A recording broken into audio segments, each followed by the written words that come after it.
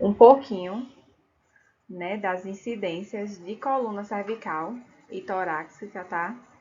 Tem a continuidade também de lombar, cóccix e sacro, tá bom? Seriam duas aulas, né, dividido, mas eu acho que como são aulas curtas, a gente consegue ver tudo agora. E só mais uma coisa, eu não mandei nenhuma atividade dessa disciplina para vocês, certo?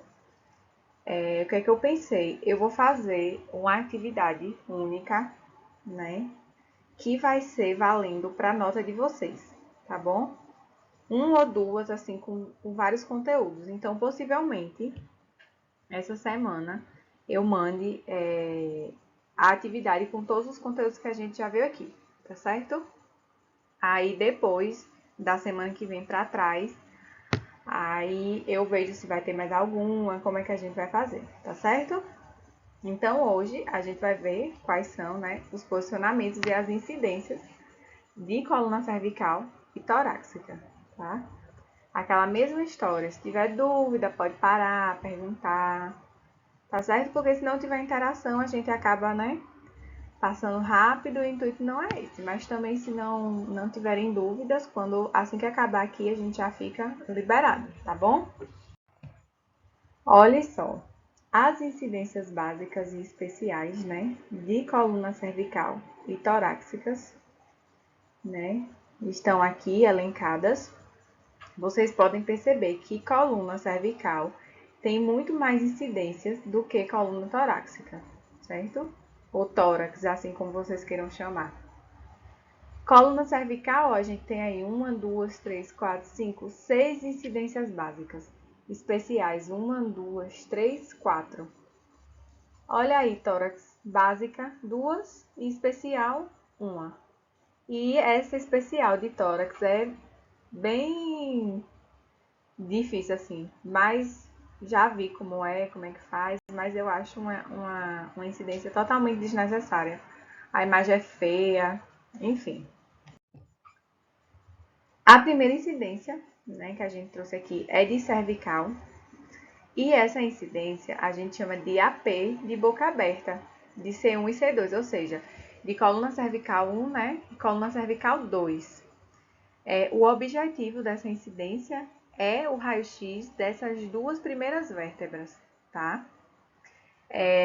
Lembrando, tá, que a coluna cervical, antes da coluna cervical, a gente tem duas vértebras, que é o atlas e o axis, aí depois é que começa C1 e C2, certo? Então, essa incidência de AP com a boca aberta tem um objetivo, né, de fazer a imagem, né, de formar a imagem da C1 e da C2. É o paciente, né, em decúbito dorsal, mas pode ser também o paciente em ortostase, certo? Vai ter o mesmo efeito. É claro que o paciente, né, em decúbito dorsal, ele tem um maior conforto, né? Então acaba que a gente sempre opta, né, por a opção que é sempre mais confortável para o paciente. Aí vocês conseguem observar aqui, ó, tá vendo? Na figura 947, né, que a gente consegue ver, né, a C1 e a C2, né, ver o processo espinhoso, ver o corpo da vértebra. Claro que essa imagem está muito contrastada, mas é possível visualizar, tá bom? Aqui, ó, o que é que a gente consegue ver, né? Aqui, como eu falei, o processo espinhoso. Eita, que eu não tô vendo meu mouse. Aqui, ó, processo espinhoso, tá? Corpo da vértebra. Aí aqui só são dentes, tá vendo? Espaço articular.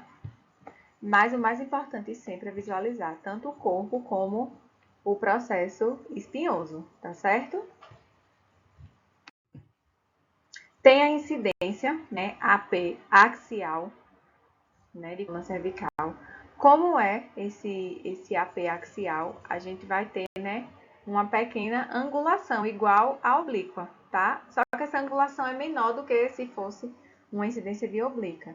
É uma angulação de 15, tá?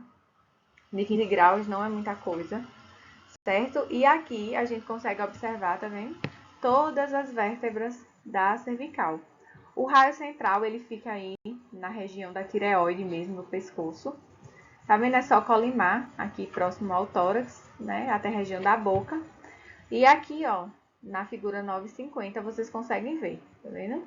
É um ângulo cefálico. Por que um ângulo cefálico? Porque o raio está indo em direção à cabeça. Se fosse um ângulo caudal ou podálico, seria em direção, né, aos pés, à nossa base, no caso. Aqui o que a gente consegue observar, ó, corpo da C3, da C4, processo pioso da C5, C7. Essa é a mesma história do outro AP.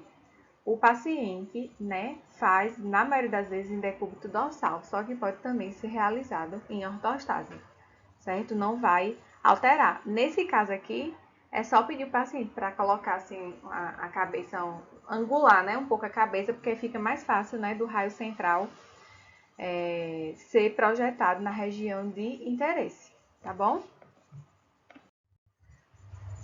Então, a gente passa tudo pra gente, né, concluir isso aqui, ó. Esse posicionamento aqui do paciente, né, deitado, lateralizado, ó, colocou até uma almofadazinha, tá vendo? Para ficar mais confortável. E também, se vocês prestarem atenção, ó a gaveta de Buchmann sendo usada aqui, ó. Eu, pessoalmente, acho que é melhor fazer essa incidência, se for possível, o paciente mesmo em ortostase. É mais rápido, dá menos trabalho. Fora que a radiação é menor, lembra que quando a gente utiliza, né, a gaveta de Buchmann, né, a gente gasta maior quantidade de radiação. Por quê? Porque o cassete ele fica mais longe, né, do corpo. E outra coisa, essa gaveta ela absorve muito os raios secundários. Então, é sempre importante, né, a gente,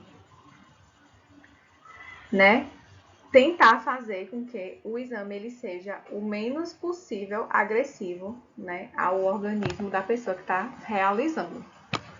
Beleza? Essa parte aqui de coluna aqui acabou.